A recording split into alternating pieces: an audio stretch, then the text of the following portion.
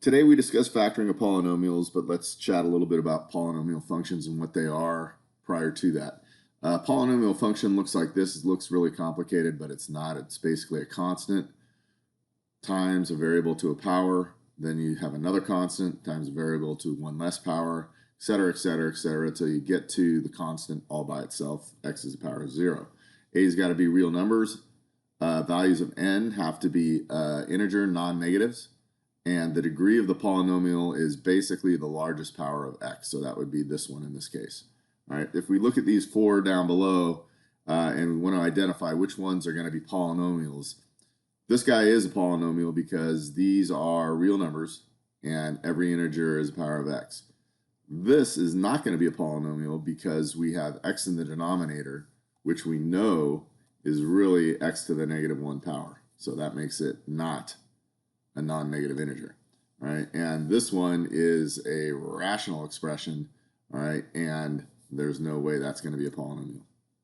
So to add or subtract these things, it's basically like adding like terms. So in other words, you basically combine the coefficients of the terms having the same corresponding variables and exponents. So if we look at this term right here, we've got ab squared, we've got a squared b, and we've got ab squared. The ab squareds have the same corresponding variable and exponents. We add the coefficients out in front, knowing that this is an unwritten value of 1. So that's 6 ab squared plus 2 a squared b. And then a little bit longer problem, we have to distribute first. So we have 2 w to the 4th plus 6w minus 8 w squared. Whoops, that's minus 20 w plus 20 w minus 10 w to the 4th. Collect all your like terms. These w to the 4th seem to be okay. That's going to be negative 8 w to the 4th. Then I'm looking around and I see a w squared here. And that appears to be the only w squared, so that's minus 8 w squared. And then we take a look at w's, and those two cancel each other out, so that's plus 6w, and I'm out. Again, they're asking you to multiply this term by this term. It's going to be quite the task. We're basically doing 9 multiplications, so this is 2x squared plus 3xy minus 4x. Get rid of all these guys, do it again. And then we've got these 3 multiplying, so I have plus 2xy and 3y squared and negative 4y. And then I've got to do this last set of 3 here, and that's plus 6x plus 9y and minus 12. So it looks like I'm looking for x squareds. I only see one of them. Then a y squared here. Got one of those. Let's look for xy's. Here's one here, here. That's it. So add the coefficient out in front. Let's go with x's next. That guy here, this guy here, I think that's it, plus 2x. And then our y's are here, giving me 12y, and finally a constant. I'm not going to get hung up on the order in which you represent this. That'll be good. All right, so we're going to move into factoring, and I've got some steps or things that I look for when I'm factoring. So every time I take and factor, I want to look for a greatest common factor first. Then after that, I want to do something called looking for perfect squares, and I'll go through all this. After that is basically going to be, hopefully, a ax squared plus bx plus c term. And I do something called a 5-step method. I also use, I'm old, so I learned to do guess and check for everything that I ever factored. And then since then, I've learned this 5-step method that I've found helps some people. So I'll show you both. And then finally, that should be reduced to a x squared plus bx plus c form, and you can just guess and check that. So let's go through a couple examples. All right, so I'm going to look to completely factor this, which means factor it down as far as it'll go. First thing I'm going to do is look for a GCF, and I see that there's a 3 that goes into each of these, so I pull the 3 out. There's also an x squared that goes into each of these, so I pull an x squared out. And then I have to say 3x squared times what gives me 3x squared, that's a 1. And then 3x squared times what gives me 15x cubed, that's a 5. And then I need another x, and that's completely factored because those are all prime. Next, very similar example. I've got a 6 and a 40. Now 6 doesn't go into 40, but there's a 2 that goes into both, so I'll pull a 2 out. Got an x squared and an x, which means an x is the greatest common factor, and then a y and a y squared, and y is the greatest common factor there. Again, we have to say 2xy times what is 6x squared y. Well, I need a 3. I need an x, and I've already got the y, so no need there. Next, I need a 20. Got the x already, I need another y. And then I'm done with that. This one's a little bit different, but it doesn't involve greatest common factors, because if you notice, in theory, what I could do is I could FOIL this out and then distribute this and then try to factor the guy. But I notice real quickly that these guys are the same. So those are GCFs. I can pull an x plus 5 out. And then what that leaves me with is the following. It leaves me with a 2 from the first term and another x plus 5 because it was squared and I pulled one out. Then since I pulled this whole guy out, I'm left with a 3. Leaves a little bit of cleanup in the end, but definitely less work than foiling everything out. So I've got a 2x plus 10 minus 3, or x plus 5 times 2x plus 7.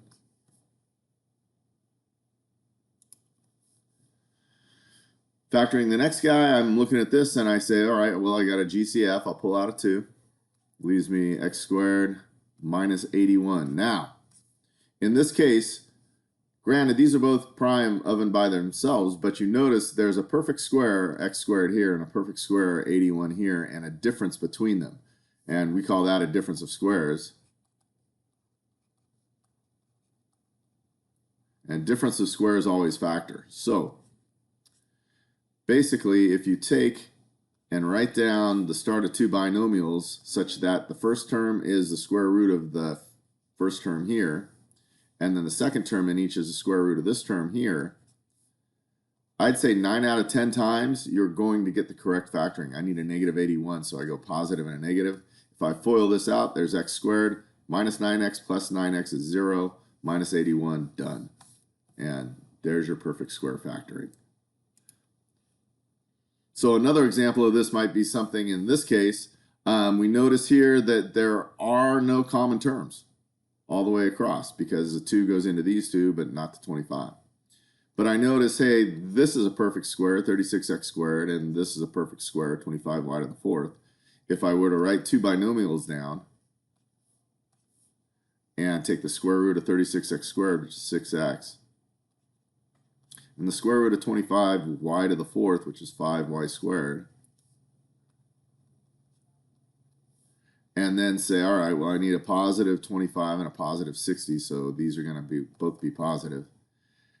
I'm going to say this is my final factoring, and I can check that real quick. There's your 36x squared. There's a positive 30xy squared and a positive 30xy squared, which is 60xy squared, and there's my 25y to the 4th. Done.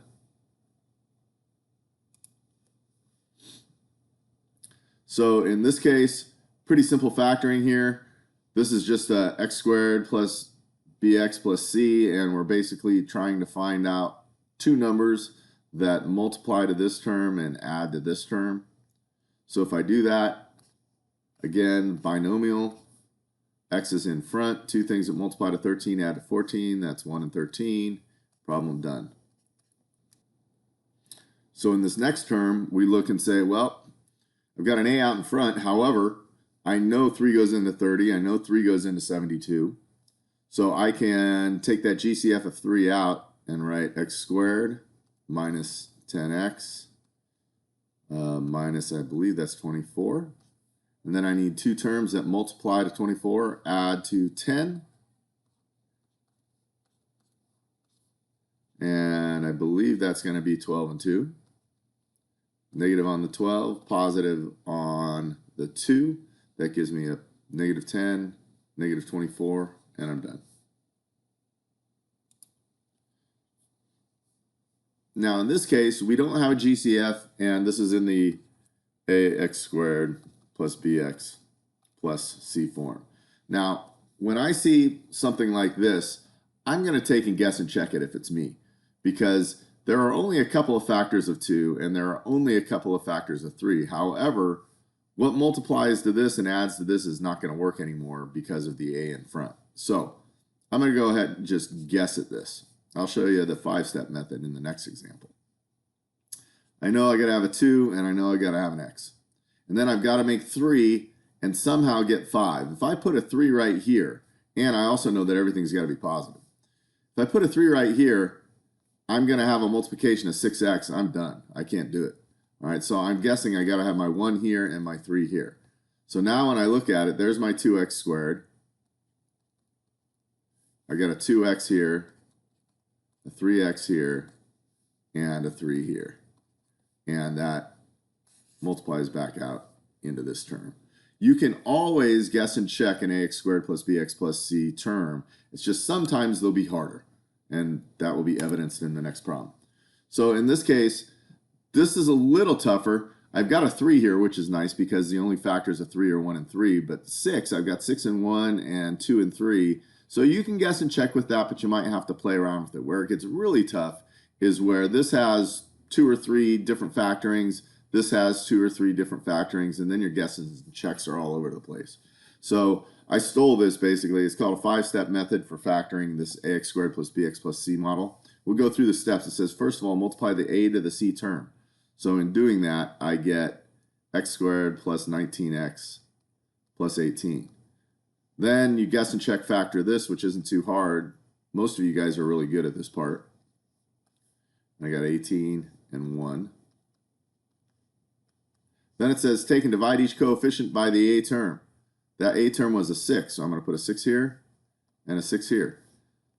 Next, reduce any fraction in the binomials. So I have 18 over 6, which is 3, and the second term doesn't reduce at all. Then it says reduce the fractions, which I did, and then bring all the denominators to the leading coefficient of the binomial. All right, so no denominator here, but this denominator is a 6. I'm going to bring that forward. And this is what I end up with, and hopefully it's going to be the factoring of this term here. There's a 6x, a 1, and an 18 make 19, and then I have this 3 done. That'll pretty much work every time. Caveat, you have to make sure you have GCF to this thing first. Otherwise, it's not going to work for you. All right, so here's another one, and this is one of the ones I was talking about. 8, 8 and 1, 2 and 4, 6, 6 and 1, 2 and 3. A little bit more complicated, so we go through the 5-step factoring. We've got x squared minus 13x minus 48. What multiplies to 48 and gets you 13? That's going to be 16 and 3.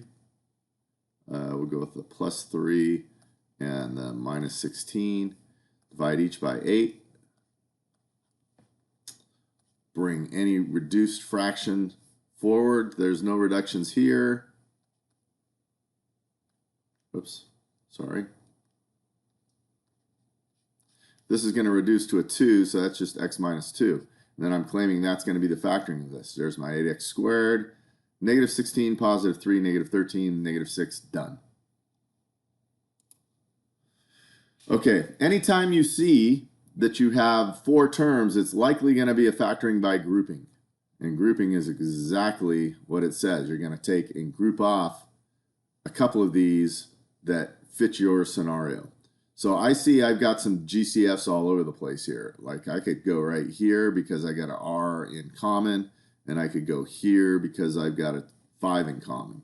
So if I pull the R out, I have Q minus 2P here. And then I'm going to pull a negative 5 out and end up with q minus 2p, which is super advantageous because now I've got this as a GCF, and I factor that out, q minus 2p. And I'm left with, I need an r for this guy, and I need the negative 5 for this guy. Done. Most grouping situations are going to have a GCF in common. I say most, not all. But groupings are usually going to require at least 2 multiplications, or factorings, if you will. Now, this one's a little bit trickier. Yes, I do see I have an x in common here, and I see a 9 in common here. Although that's not what I'm really looking at. I'm looking at this right here and going, hey, wait a minute. That guy is a perfect square. That's x plus 3 squared. And this is minus 9y squared. So notice what I have now. I have 1 squared subtracted by another perfect square. All right, so this is a difference of squares, which also factors. I've got x plus 3 as my first term.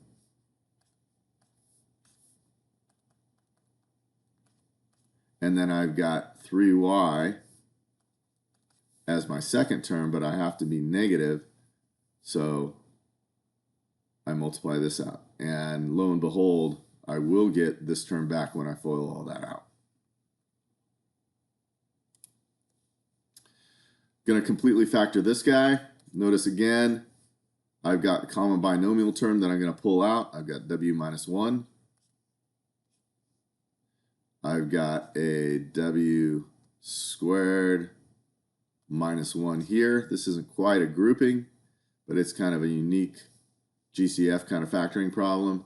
Notice I get a w minus 1.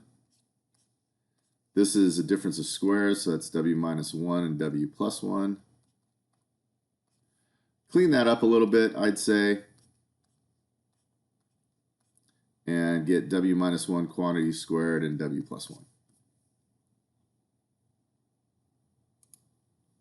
Okay, so now some new factoring. Every factoring we've done up to this point has been a review, or should have been a review from your Algebra 1 courses. We're going to factor perfect cubes. Now, perfect cube is basically a sum of 2 numbers such that they have a number which multiplied by itself 3 times gets you that number, or a difference of 2 cubes. All right? In a sum of 2 cubes, unfortunately, you just have to memorize this guy and this guy.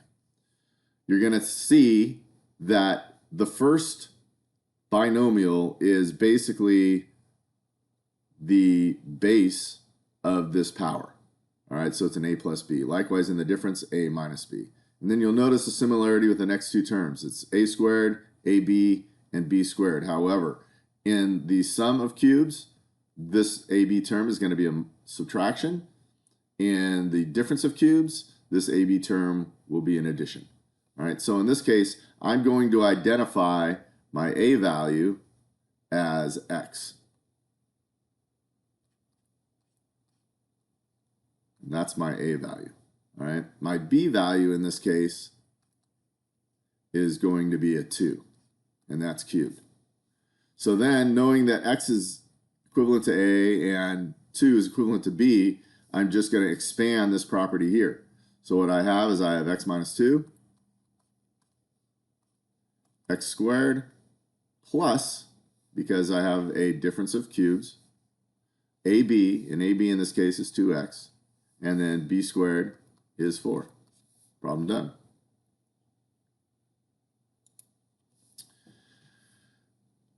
Now, I look at this, I got nothing in common, so I'm hoping, I see I've got a cube here and a cube here. Those are certainly perfect cubes, but are 27 and 64 perfect cubes? They are. All right. A in this case is equal to 3x, and that's going to be cubed.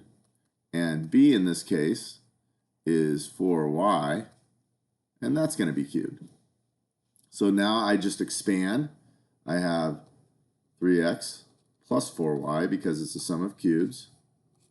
I now take a squared, so that's 9x squared, plus the product of the 2, 12xy, plus, whoops, I lied. That should be a minus. Sorry about that. minus 12xy plus 16y cubed. And this is going to be prime. It won't factor. Okay, so now we're going to be asked to completely factor this. I just put a couple of these in to see if we can get through the different techniques. Now, one of my big pet peeves is I hate factoring with negative leading coefficients. So when I see something like this, if I can start, I will start by pulling out a negative, definitely. So that's like a GCF. Negative is in every single term. Think about it. If I have a 7, that's the negative of -7. I can pull a negative out of anything I want. But I also have an x in common. I'm going to pull that out, leaving me with a positive 9x squared, a negative 30x, and a positive 25, which leaves me with a perfect square here. So I'm going to go with a guess. And like I said, 9 out of 10 times this will work. I'm going to go 3x, and 5, and 5. Both these need to be negative because I'll get a positive here and a negative in the middle. There's 15, which is 30. There's my 9x squared, and there's my 25. We're good to go. And that'll do it for today. See you tomorrow.